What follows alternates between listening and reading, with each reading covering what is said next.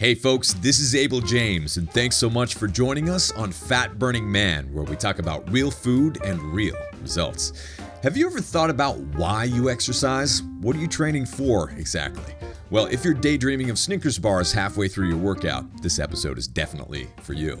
We're here with my friend Mike Bledsoe of Barbell Shrugged, and among other things, you're going to learn why successful people fail more often, how to find your optimal weight, and what happens when you train too hard. Before we get there, I'd like to share a quick update that just came in from one of our listeners. You folks may remember Brandon. I've mentioned him a few times on this show before since we met a few months back at my keynote at Penn State. But he has another incredible update for us. As of today, he's down 118 pounds with the Wild Diet. He gives a great overview here of how to get started living wild yourself, so listen up to this one. He says, Abel's Wild Diet is basically eating the highest quality food you can afford.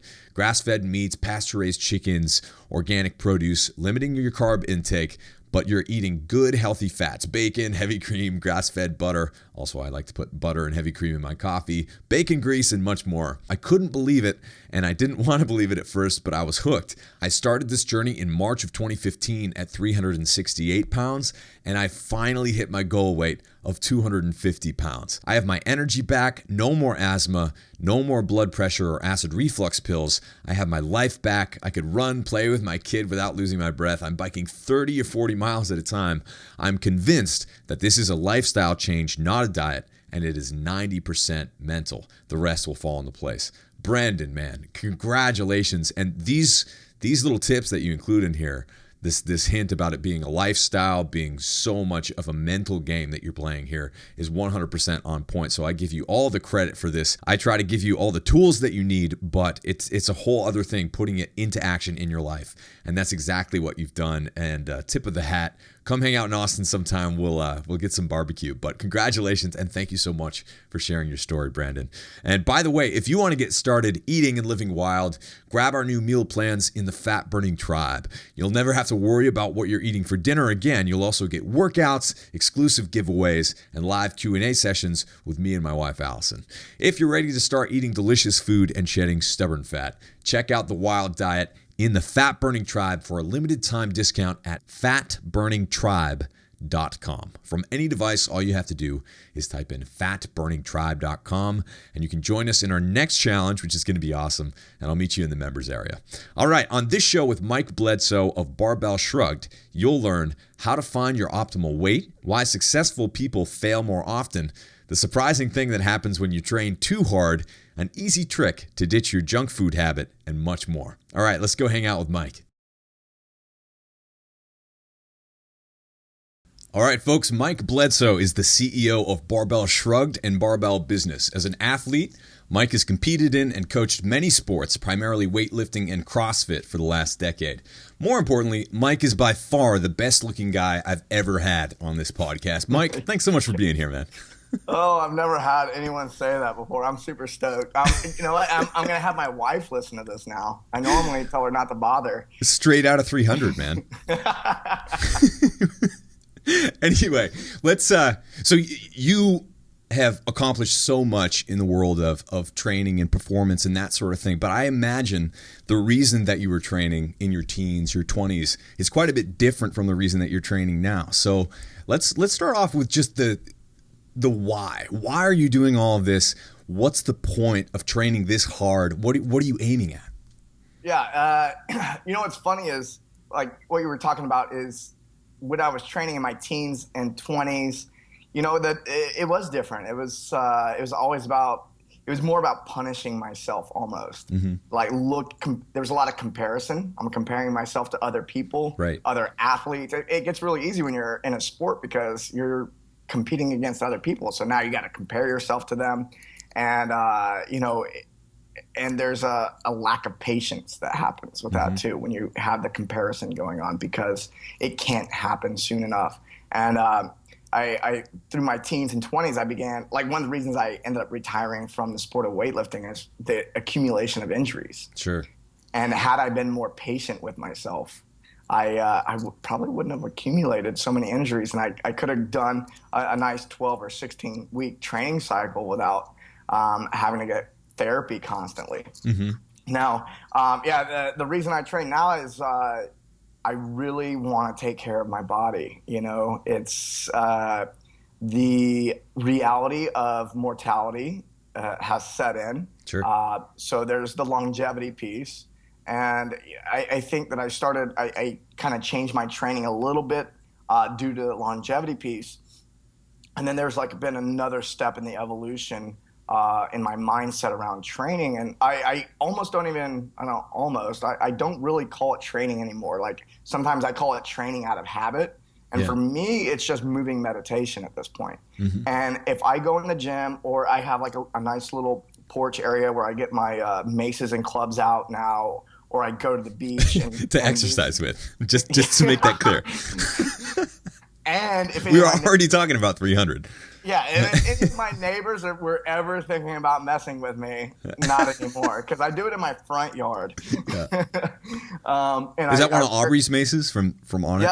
Yeah, I got one of those too. Those things are awesome. So awesome. Yeah, I've done some work with John Wolf, who's head of training over at On It Academy. Yeah. And he's taught me so much with the clubs and maces, and it's been amazing. Cool. And my training now is more around like, it's just moving meditation and it's loving myself. So the hugest change is there's like this evolution where I was like, okay, I'm not good enough. I have to punish myself. I have to be better than these other guys. These are the numbers I have to hit. I'm not good enough. I have to keep putting another kilo on the bar, another 2 or 3 pounds. Every week I need to be better than I was the previous week. Yeah. And now it's more about just, what can I do to care for myself more? And, my purpose now isn't to be on a podium. My purpose is not to get all the attention. When you're in it, when you're in the competition mode, you're thinking, you don't think it's selfish. And then, or self-serving. Sure. And then, I came out on the other side. I go, oh, I just need to treat my body with love. And when I do that, it's amazing. I feel great. My posture has improved. And I've been a strength and conditioning coach for, I've been coaching people since I was 15 years old. And my posture's been kind of pretty good. And then it was funny is when I stopped focusing on the weight on the bar or how much I weigh, there's a lot of focus on like being a certain weight. Right. And then also looking a certain way. It's like, oh, I gotta, I want to be jacked. I want to be big and muscular and have abs. I want everything all the time. And there's like this constant struggle going on in your mind. There's a battle going on. And it's like no wonder I had a hard time being successful in other aspects of my life. Yeah. Because I was like punishing myself so much in this other aspect of my life. In an attempt to be successful, I was attempting success from the wrong perspective, or from a perspective that's not as what I view as preferred as I am now. And so what's interesting is I live 30 minutes away from Mike Bergner, and he's one of the world's best weightlifting coaches. So about once a month, I go up there and I train with him. And I think I'm about 30 pounds lighter today than I was 2 years ago. Wow. And I weightlift. I like do snatch and clean and jerk like once a week or once a month. That's when I go to Mike's place. Wow. And the rest of my training is almost therapeutic. It's like, what can I do today? What does my body need in order to function at the highest level, and also not to beat myself up so much that I can actually be productive the rest of the day? Right. That's the other piece. People, like, I used to train so hard that like the rest of my day is shot. Like the rest of my day is spent in recovery. Now it's like, okay, where's this line I'm drawing where it's like, okay, this is now going to help serve my purpose in my business and my relationship with my wife and all that. How does my movement practice fit into that instead of everything else fitting around my movement practice? Right. Yeah. And so after I started approaching it that way, all the other stuff got really easy and good. Even my movement got really good. Even though I wasn't loading up a barbell and snatching it, which is a very complex movement that's hard to learn. I now only do that once a month. I'm using a ton of other tools. And now when I go and train the Olympic lifts with Mike Bergner, I'm hitting 85% of what I used to lift. Wow. Easily. 30 It's pounds lighter, though. I'm 30 pounds. I weigh 30 pounds less. Yeah. And I'm lifting, 85% from my peak competition. Like, that's national caliber weightlifter. Wow. I mean, I'm lifting at 85% of that, and without any mistakes. Right. With better form than I did before. Mm-hmm. And the reason is because I'm caring for myself, and I'm putting the priority is caring for myself versus punishing myself to be better. Right. Yeah. And there's this whole, when you get into it, especially if you get into it when you're in your teens, there's a temptation to just like gun it.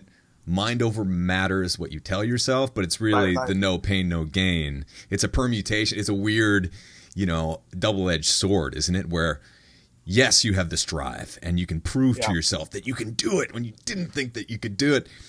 And there's something, it's gold, right? That's amazing. And especially when you're in it, though, you can take it too far. And so you get to the point where you're blowing out a knee or you're hurting your shoulder. What was it for you that made you or helped you realize that this might be kind of a destructive path? It was funny. The last year I was competing, this is 2 years ago. Oh no, this was not 2 years ago. This was last year. I was suffering from a lot of shoulder pain, and I was doing just enough therapy to still compete. And 2 weeks before nationals, I had to pull out because I just couldn't go overhead anymore. I couldn't put an empty barbell overhead. Wow. So I pull up. I've missed nationals 3 years due to like less than a month out, accumulating, pushing that, trying to ride that line. I just rode it too so you were close. like right there too. Yeah, and so so I pull out of the comp. I can't go, and then so it's a shoulder issue. And then I was doing therapy, so I pulled out of weightlifting, so I stopped working with the barbell so much, and my shoulder starts getting better. Mm-hmm. Well, I actually go to Burning Man. This is the first year I go. Yeah. Or no, this is 2 years ago. So I've gone 2 years now. I'm dancing. I dance all night long, and all of a sudden I'm getting this pain down in my groin. And I was like, man, I must have just danced so hard. Yeah, who knows? I was at that same Burning Man, albeit briefly, because our Fat Burning Man's truck caught fire on the way to Burning Man. Anyway, keep going. Yes. So I'm like, oh, I got a pain there. I think, I might just be dehydrated or, there's a number of things that could be going on. And I get home and it just gets worse and worse and worse. Mm-hmm. I get on stage to speak one day, and it's an hour-long talk. 45 minutes in, I have to ask for a chair from the audience so I can sit down because I'm in so much pain. Wow. Dr. Romanoff look at it and he goes, oh, you got a hernia. No. Ugh. So I'm like, what? At Burning Man? Well, I didn't get it at Burning Man. I had gotten That's when you noticed it, though. That's when it was noticed. Yeah. Yeah. And so rarely, by the way, just for everyone's sake, usually the thing that you're doing when you notice the injury is rarely the thing that caused it. Right. It's kind of like you're talking about blowing out a knee. It's like, well, I was running down the field, man. Maybe I should stop running down the field. It's like, no, your ankle mobility, you've been like, your knee has been diving in tens of thousands of times. That's what caused the injury. Yeah. You noticed that you're completely jacked at this point. So, So I go to a doctor, and he goes, oh, you have two inguinal hernias, one on the left, one on the right. And I go, okay, I've really blown a gasket here. Go in for surgery, and he finds a third one. So most people, they get a hernia. I go in, I'd probably had those hernias for a while. Yeah. And I had 3 of them, and I was weighing a little more than I had ever weighed. I was pushing the weights harder than I'd ever pushed it. Mm-hmm. From a how much weight is on the bar perspective, I was performing at the highest level. And, I came out of that surgery and I was just like, man, my shoulder's jacked, my hip, I'm always having to watch my hip. I'm having things like hernias where they're having to put hardware in places of my body I don't want there to be.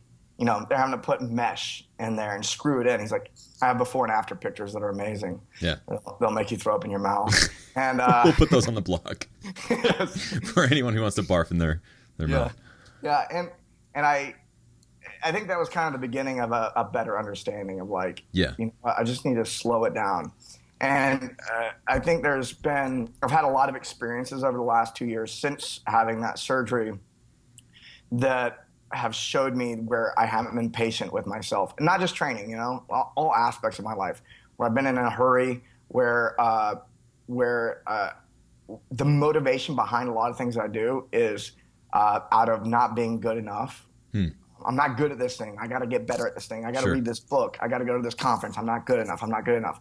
And then shifting my entire perspective from my entire life to, I am good enough. And I'm going to do these things because I love myself and I love the people around me. And I know that if I can do these things better, if my body's healthier, if my mind is healthier, if I'm emotionally more stable, all of these things, if I'm better at these things, the people around me it's going to enrich their lives and it's going to enrich my life.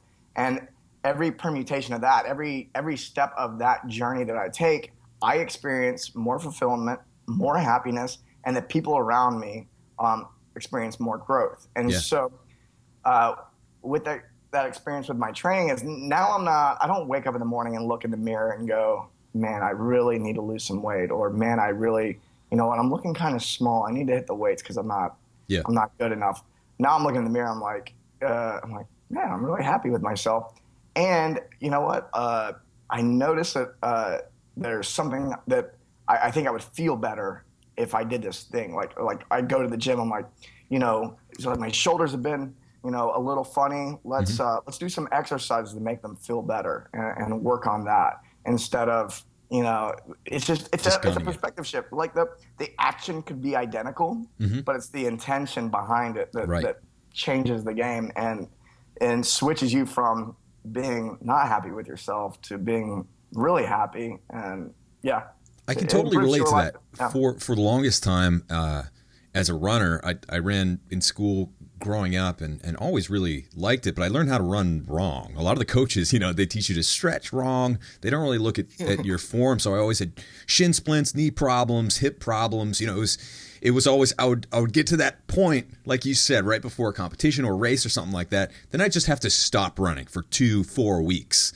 And then my performance would go way back down. And that was just a cycle that went on for so many years until I've had Danny Dreyer on my podcast a few times, but he does Chi running, which is basically like teaching running form and body sensing at the same time. And he comes from the Tai Chi world. And so it's much less about punishing yourself and gunning at the very kind of American way of training and more about the body sensing, feeling your hips kind of opening up, looking down at your feet to see if one's a little wonky and coming down wrong.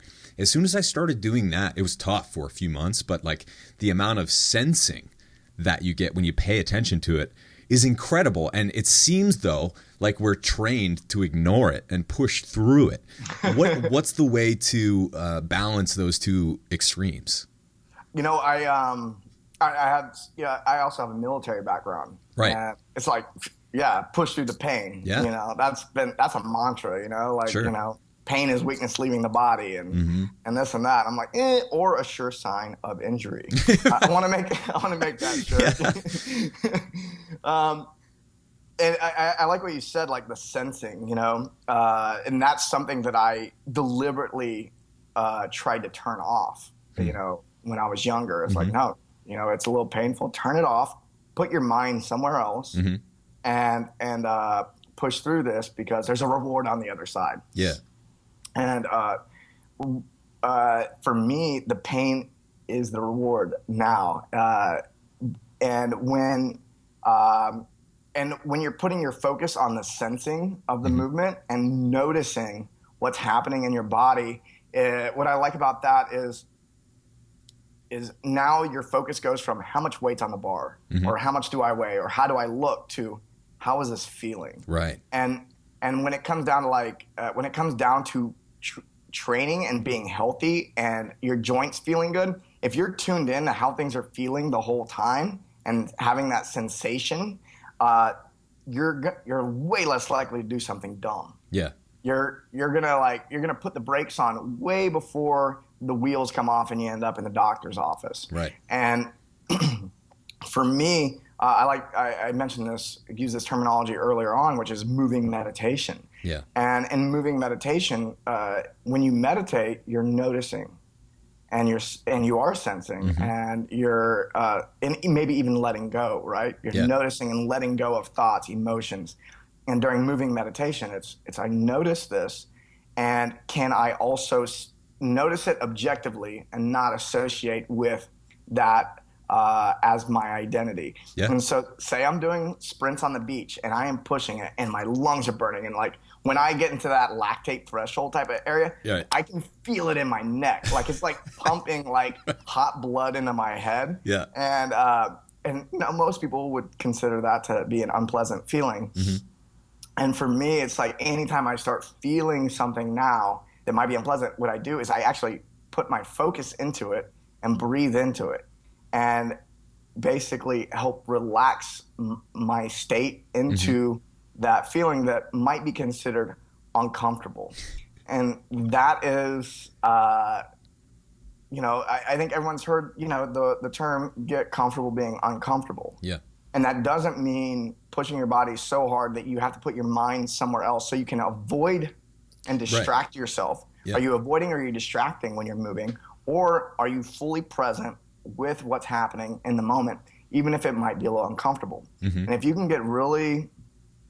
get comfortable being uncomfortable, breathing into things and accepting them for what it is, then it carries over into every other aspect of your life. Yeah. It's a practice, right? Yeah. So the practice of noticing and the practice of sensing and accepting and letting go, these are all practices that apply to, you know, not just physically, but intellectually, emotionally. Yeah. And I think that for me, I noticed that I think that a lot of people, they get really into one area of that. You know, they only do it intellectually or emotionally, and then they completely disregard the physical lessons that are available. Yeah. And I think that for me personally, like I try to do the emotional work, the intellectual work, the physical work, the spiritual work of around noticing, accepting, letting go. And these are, again, if you're doing it in all areas, you can start seeing how it's all tied together. And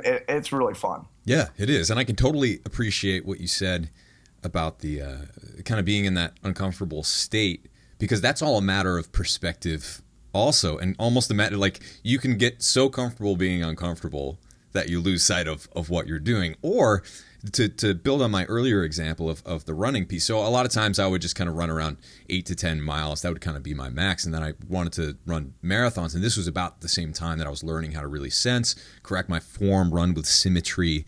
And most importantly, this was when I first moved to Austin, Texas, where it's, 105 degrees sometimes in the summer. I lived there for a summer. I was like, what is going on? Pretty intense. And so I was, I'm from New Hampshire, so I'm used to running in the cold. And and when you go from that to running in 100 plus degree weather, it's extremely uncomfortable if you want it to be, especially if you're not used to it yet, and I certainly wasn't. But there was this experience that I had where it was like I was running across a bridge, and just the sun is bearing down on me, beating down on me, and I've got sweat everywhere. I didn't even know I could sweat from some of these places, just gushing down my face, and I was so miserable. And then I realized, you know what? A lot of times, like imagine you're at a hotel and you've had a rough day. Maybe you even have a hangover. You go and you just, whether it works or not, you go down and you go to the sauna or a room with a ton of heat in it that's even hotter than that, and you just sweat it all out and you feel great and you're nice and relaxed. And I'm like, what if I just imagine that I'm in a sauna right now, opened everything up, kind of relaxed all the muscles, and then just kept on cruising. And it was the weirdest thing. Like for 45 minutes, I was just kind of in my head, gone in this place of euphoria and bliss, while my body should have been, if I were fighting against it, in this place of pure misery, where I've been many, many times. But it was so beautiful to kind of get there and realize that it was a mentality thing. And also I wasn't at the same time, I wasn't pushing too hard. It was more like I let my foot off the gas a little bit, focused on relaxation instead of pushing. And that's what the answer seemed to be. Yeah, they're, the sympathetic and parasympathetic nervous system. And I think the guy, especially in endurance or, any sport whatsoever, if you can learn to activate the parasympathetic nervous system under stress, under where most people are experiencing stress, you're going to last a lot longer. You're going to be able to relax. You're going to be able to do the same amount of work with less effort, and people are going to be peeling off the sides, and you'll just keep going. Right. And that even applies to like high force sports, I find. Sure. Something like fighting, where you're trying to, you're wrestling or striking. It's like, can you relax and deliver the same movement and with the same amount of impact, and a lot of times more impact and force. And then not only that, every time you move, you're expending less energy. So now you're going to outlast the other person. Your story kind of brings up something that happened to me just last week. I'm hiking through the Sawtooth Mountains up in Idaho. Cool. And there's two guys I'm hiking with, and we decided to do it fasted, essentially. We're bringing water only because the guy that is from there was like, oh yeah, it's like 4 miles. And I've heard that before. But we took the wrong trail. Or something happened. Yeah. We ended up in a beautiful place, snow-fed lake. It was amazing. Yeah. And what was interesting that happened was I treated the entire hike as moving meditation, watching my breath, relaxing through it, enjoying the scenery, whatever. Both of these guys, before we even got to the halfway point, were having to take breaks. They were laid out. And I talked to them about halfway, because we actually, not only did we do the hike fasted, but the first half of the hike, we did it silent. So wow, that's cool. I was running the rules for, we were doing a hiking journey of sorts. And, both these guys, before we got to the end, we're like having to take these breaks, and they're laying down. They're probably going to listen to this, but yeah, that was me. And we got to the top, and I was like, hey, how are you guys doing? Like, I'm like feeling really good. I'm like, and I'm like, how you guys doing? They're like, man, I just can't stop thinking about like candy bars. And they told me at the top, I was like, that both of them had been daydreaming about junk food for over half of the hike. Weird. And so like, so I was like, oh, well I was like, I don't think that there's, I do train, but I'd be willing to bet that more of the fatigue had to do with the fact that they were distracted the whole time they were moving. Yep. Than it had to do with actual physiological response. Or physiologically, they were expending more energy because they were trying to distract themselves from the discomfort than being present with it. Yeah, well, and your body responds to that too. If you're obsessing over foods that you crave, your body will actually release like a little hit of insulin and like other things to basically build up the experience where you're going through that. And it's really ridiculous when over the course of time you find that there is an obsession with a certain food, like a candy bar, that kicks in the middle of a hike. That's when you are kind of addicted to that food, or there's something deep down that's hurting you. But your body, it's a negative pattern that just keeps cycling on and off, and you kind of have to. So why are you above it or out of that, and why do you think they were caught in it? I don't know. Without throwing them under the bus, I guess. Well, okay. So why do you think it worked for you? I think this has a lot to do with experience, and it's just, I've been practicing, just sitting meditation at home a lot. I've done that over the last few years. I do a lot of breathing. Like I breathe every morning. I do some Wim Hof breathing. I don't know if you've heard of that. Yeah, of course. If anyone's interested in the Wim Hof method, there's an app. It's like $4 for this app, and it's the value is incredible. It's called Inner Fire. Cool. So check that out. But just doing different breathing exercises. And when I started doing a lot of breath work, I noticed that my training started to change very quickly. Right. Like, oh, I'm so focused on my breath work. Oh, I should be focused on my breath work while I'm training. Yeah. Because it's kind of critical. And and I'm like, oh, I noticed that when I'm doing my breath work that so I do CrossFit, a couple days a week. I noticed that I'm actually like my Murph time. I was able to shave minutes off of it recently. Huh. I'm doing less CrossFit. I shaved minutes off of my Murph time, which is a mile run. Yep. 300 squats, 200 push-ups, 100 pull-ups, mile run. And I'm doing less CrossFit, and I shaved minutes off my time I think it was Memorial Day weekend. And it was all because I was present with the workout and I was breathing. Yeah. And I was focused on my breath. I was focused on where the breath was going in my body. I was feeling it. And I think because I've just had that breath as an essential part of my morning routine, that like when I go on a hike and I go, you know what, this is going to be a little tough. I'm going to be focused on my breath. Anytime I start feeling any discomfort, I go to my breath now. Yeah. So whether it's physical, emotional, especially emotional. Right. Something is bothering me. Some dude's hitting on my wife. I'm feeling a little bit of jealousy. Yeah. I'm going to breathe into that. Sorry about that. Yeah. It's totally cool. I see it as a growth opportunity mostly. So. Let me ask you this. So when it comes to training at a weight that's, 30 pounds heavier compared to where you're at now, like how has your idea of fueling changed on a day-to-day basis, on a performance basis? What does that look like? So like I used to put stuff in my body that would get me better results that day. Yeah. And now I put things in my body that are going to get me better results. Well, I'll say this. I put supplements and fuel in my body that would benefit me during that window that I was working out. Yeah. Whether it be 1, 2, or 3 hours. All my fueling had to do with, like I said before, everything was serving my workout instead of my workout serving my life. Right.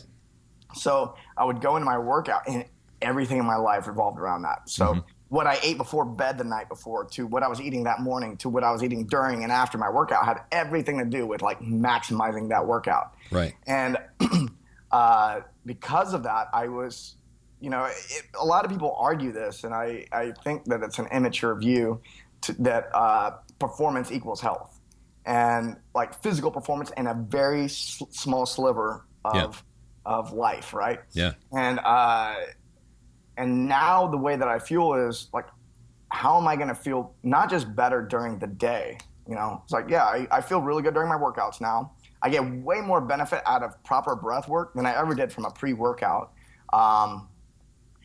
And I'm like, okay, how am I going to fuel to optimize my entire day? How am I going to feel good all day? How am I going to show up better to everybody in my life? How am I going to, sleep well and be rested when I wake up? And it's not even just a daily thing. Like, how am I fueling my body for the week? Yeah. Like, I'm considering the entire system. Am I fueling my body for the week? Am I fueling my body for the month, for the year, and all that kind of stuff? It's not about how can I maximize this workout. And going back to that is, I now find that like I'm because I don't do the pre-workout with a ton of caffeine in it anymore.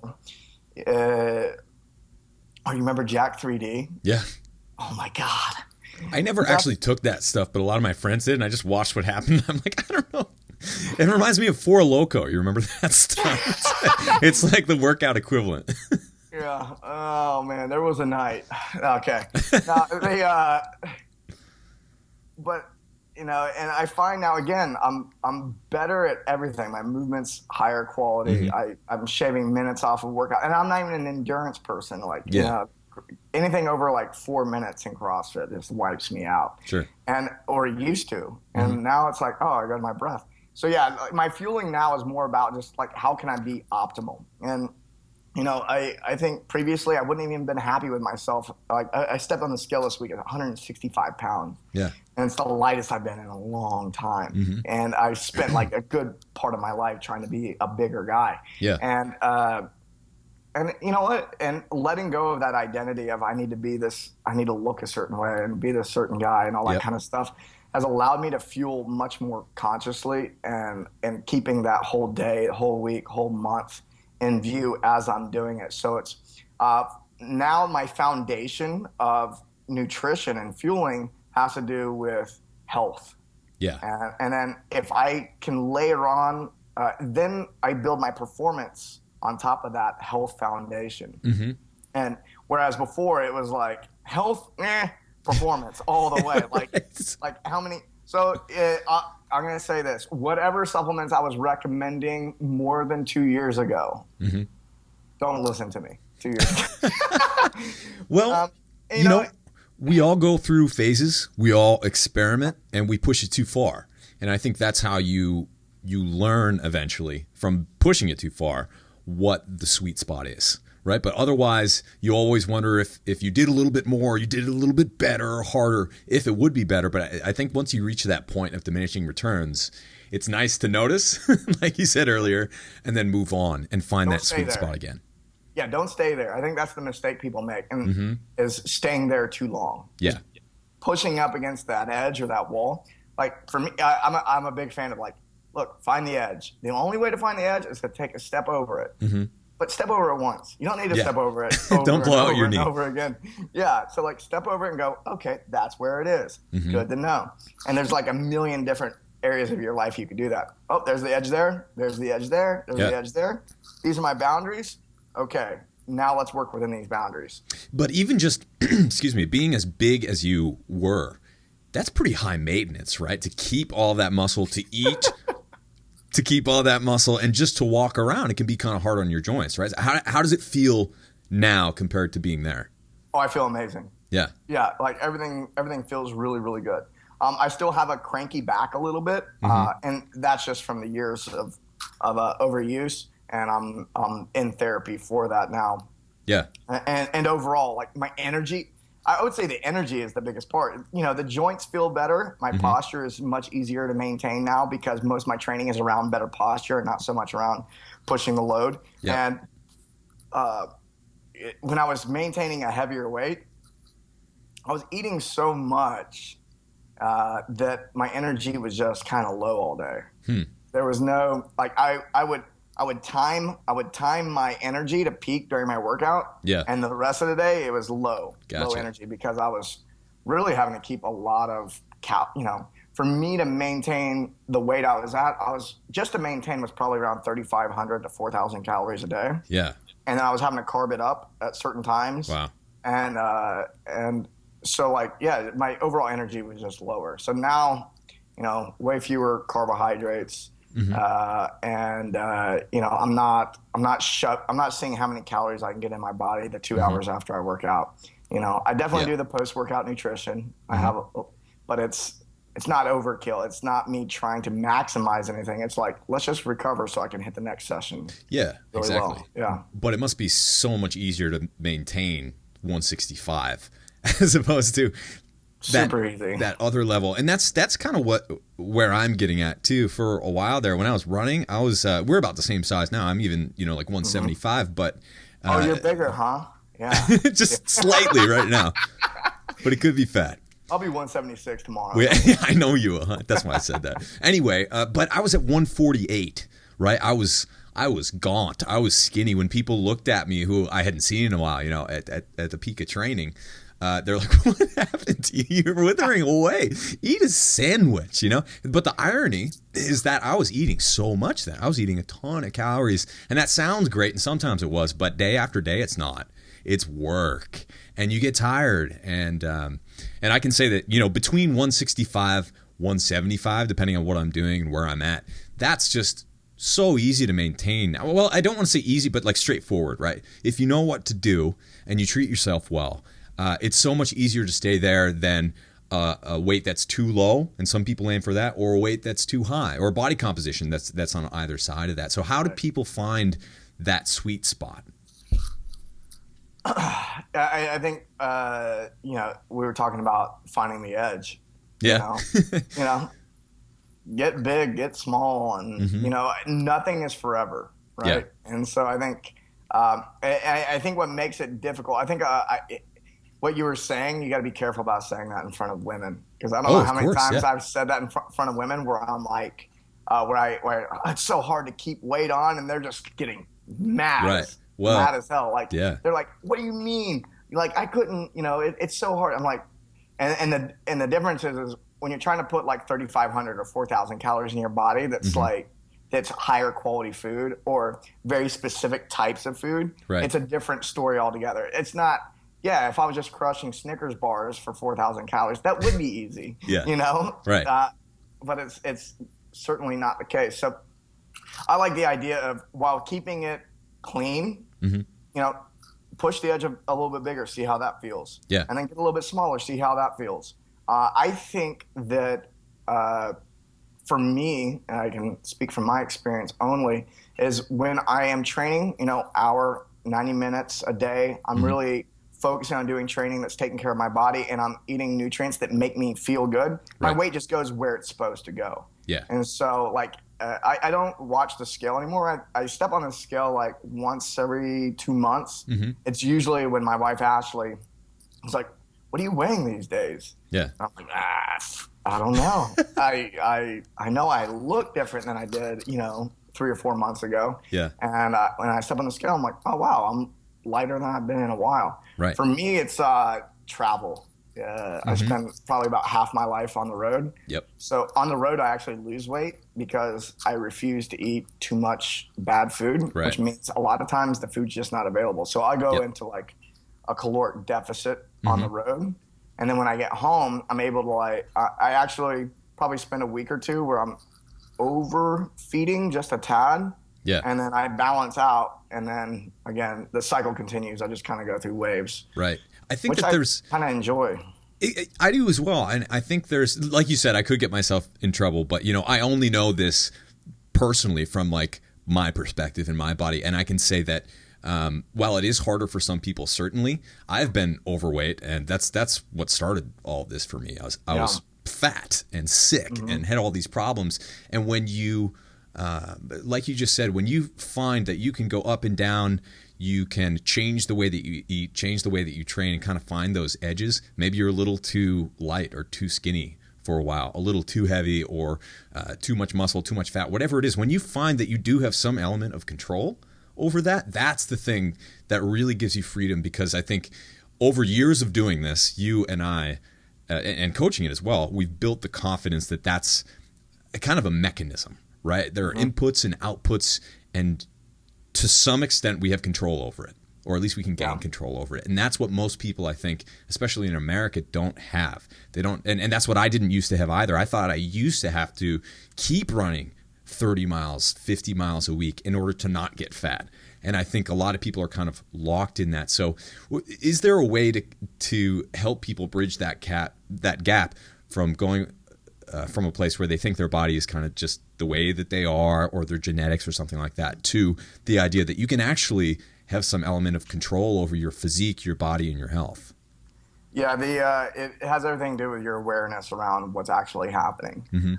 Most people associate their knowledge of something with their actions, or their intentions with their actions, and that's rarely the case.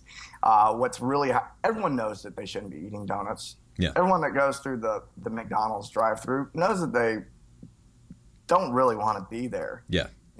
However, for some reason they're drawn to it.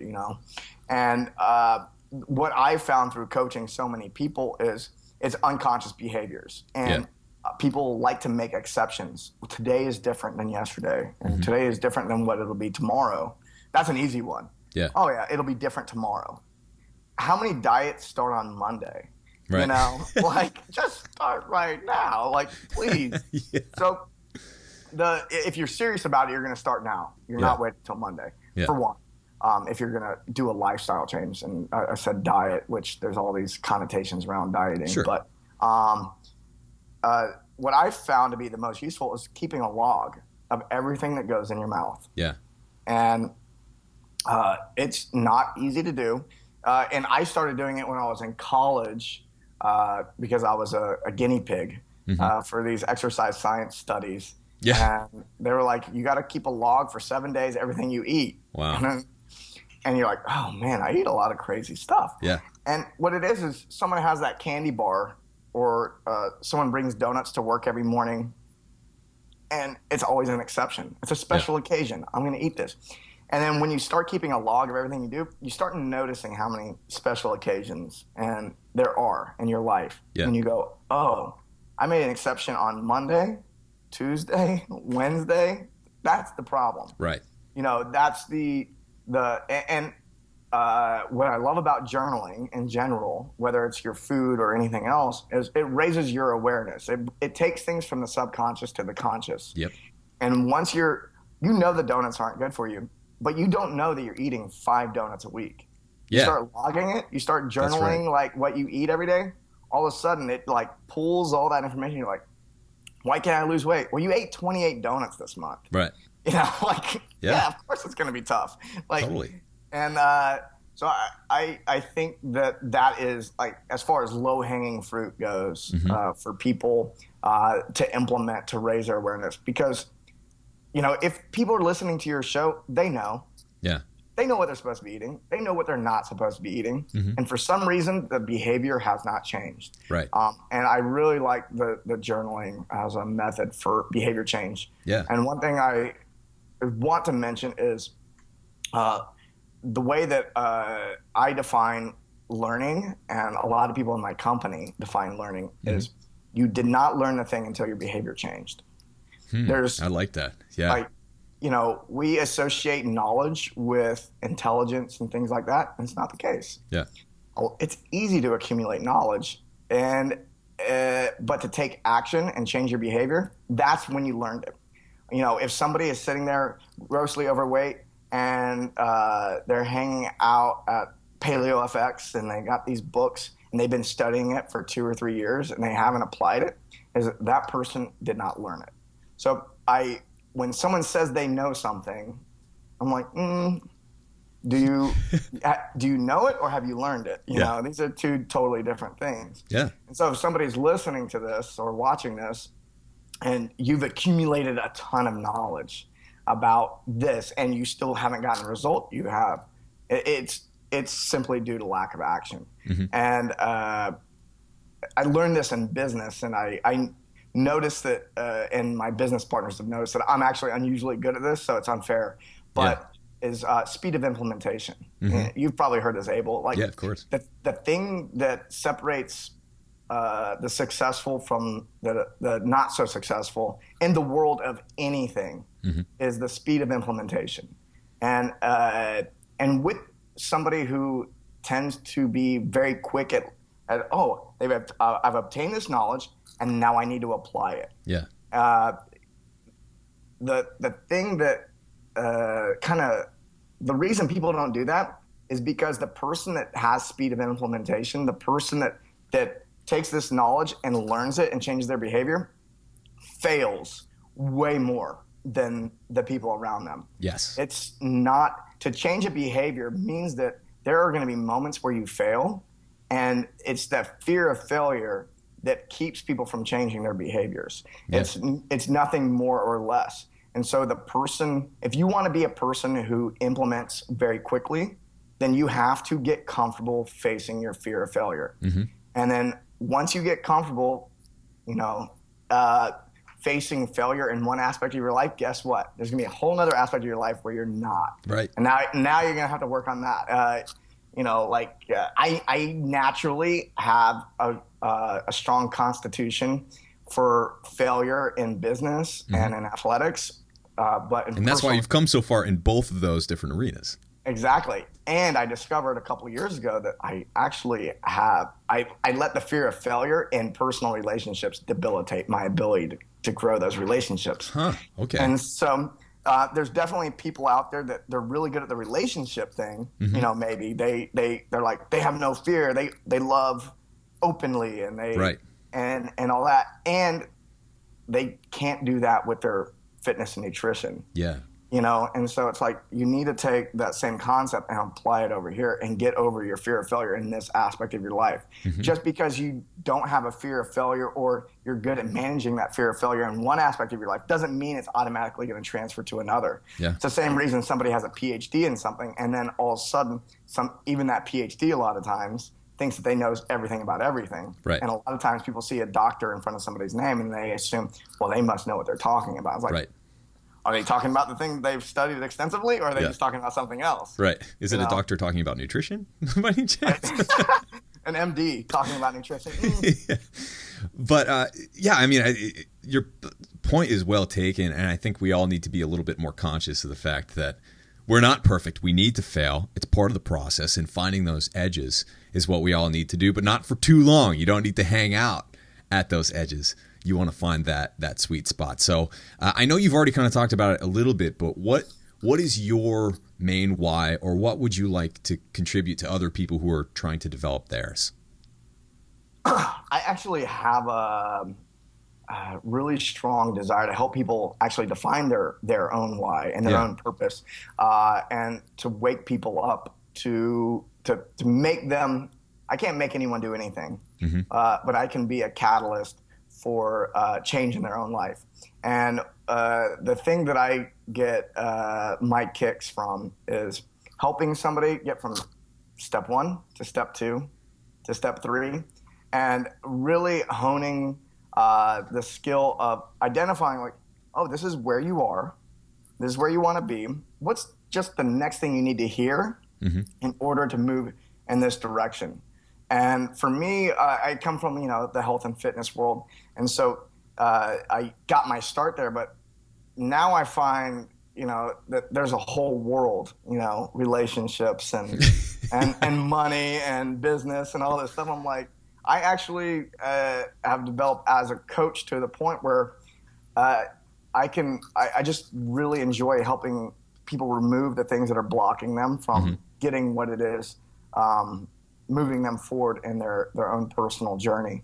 Yeah. So yeah, my purpose is mostly just to wake people up and to their own significance, and wake them up to their purpose, and get them out of, I actually have this written on my board, get them out of being, I was thinking about this yesterday. I was driving home from the gym, and what makes somebody mediocre isn't what they're doing with their life necessarily in comparison to others. I think a lot of times people think about someone living a mediocre life, and they're thinking about, oh, I'm mediocre compared to this person. It's like, no, not being mediocre just means pushing getting out of your comfort zone. Yeah.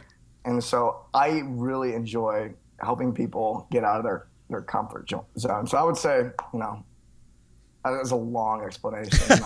But no, get out of your comfort zone. It's so important. It's I grew up, I was a really shy kid. Even to this day, getting out there sometimes, or getting in front of a camera or a workout, whatever, there's this thing where you want to crawl into your shell, and that's the comfy place. You need to, the more I do, this is another thing that interestingly I realized recently, is before I go out, it doesn't matter what it is. Even if it's like one of my best friends, they're throwing a party or something. It's like, I really don't want to go. And I feel like that almost every time. Me too. On the way back, I always, every single time, am so happy that I went. I'm so happy that I went out there, met new people, did something uncomfortable. And that applies to everything from going on a hike to, your workout, to exploring new foods, to building a business. All these things really depend upon you getting out of that little shell, getting uncomfortable, and then just kind of cruising for a little bit, and realizing that there's a sensation of pleasure in that you feel most alive when you're challenging yourself outside of your comfort zone. Yeah, I get nervous probably almost every day. Yeah. I do something where I'm like,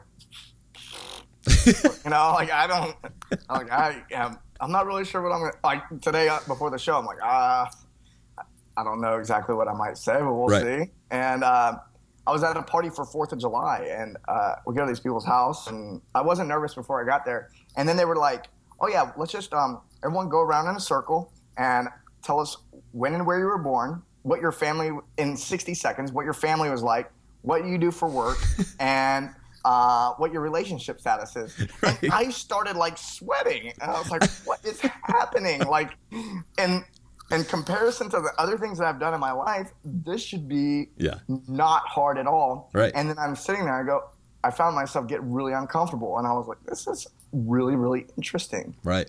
And my palms are getting sweaty just hearing you talk about that. Seriously, they're sweaty, right? Abel, do you want to answer those 4 questions? Right. Anyway, we're just about out of time, but man, we could talk all day. I would love to have you back on. Both your podcasts are absolutely amazing. Why don't you tell folks where they can find you and what you're working on next, Mike? Yeah. So if you want to see what we have going on, you can just go to barbellshrugged.com and barbellbusiness.com. Barbell Shrugged is mainly focused on health and fitness. Primarily, if you're a CrossFit or a weightlifter, you might gravitate towards that. But we attract a ton of people that are otherwise, and it's not the only topics we cover. We've even done shows on things like sustainable farming. With Barbell Business, our main focus is CrossFit gym owners and helping those guys and girls become, define and achieve success. Mm-hmm. Yeah. I love it. I've listened to both of those for a while now, and I can tell you that even if neither of those worlds seem to apply to where you're at, you can still learn a lot from listening to both of those shows. It's about so much more than just that little piece of content, and it's so fun. You guys are hilarious. Thank you. Yeah. We have a lot. That's the number one thing is if it's not fun, I won't do it. Right. And doing the shows is a blast. Yeah. Well, you're doing a great job, Mike. Thank you so much for coming on this show. I would love to have you back again soon. Thanks, Abel. Appreciate it.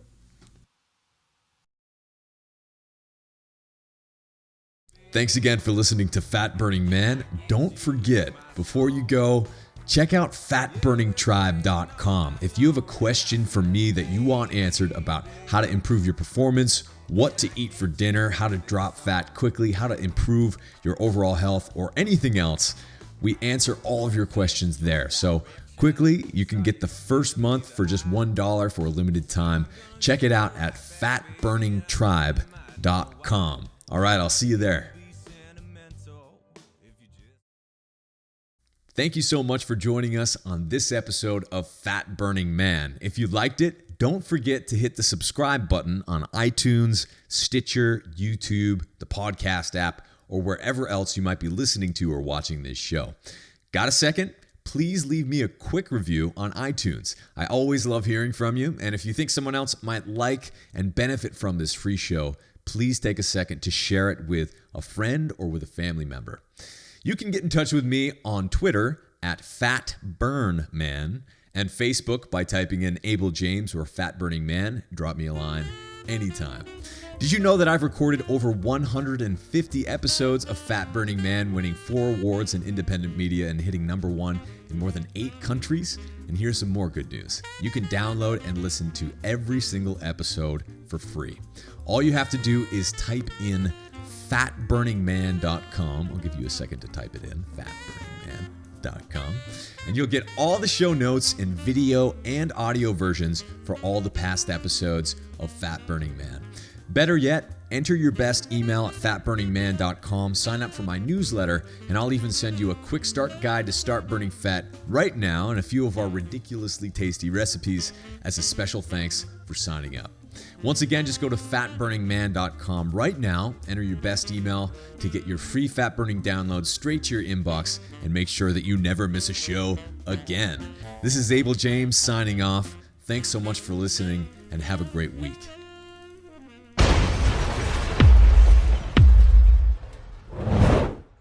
Actually, my son, it's very funny. He is a complete paleo protein kid by choice. You try putting a carb in front of him that's not a veggie, and he just like pushes it off, and that eats you. So it's not a taught thing. I think that's just